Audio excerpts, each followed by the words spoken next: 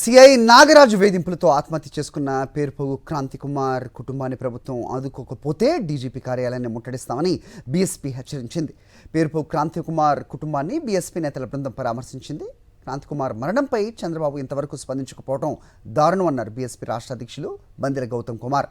CI నాగరాజుపై SC ST atrocity కేసుతో పాటుగా మర్డర్ కేసు పెట్టాలని డిమాండ్ చేశారు.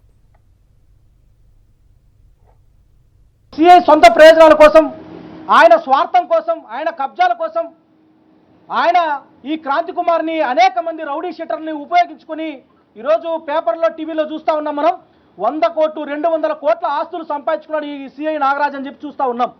ఇలాంటి సిఐ నాగరాజ్ అటువంటి దుర్మార్గుడు ఆయన యొక్క చర్యల వల్ల క్రాంతి కుమార్ అతనికి 3 పిల్లలు, ఆయన కానీ ఆయన కుటుంబం కానీ వాళ్ళ పరిస్థితి ఏంటి అని చెప్పి నేను ప్రభుత్వాన్ని అడుగుతూ ఉన్నా.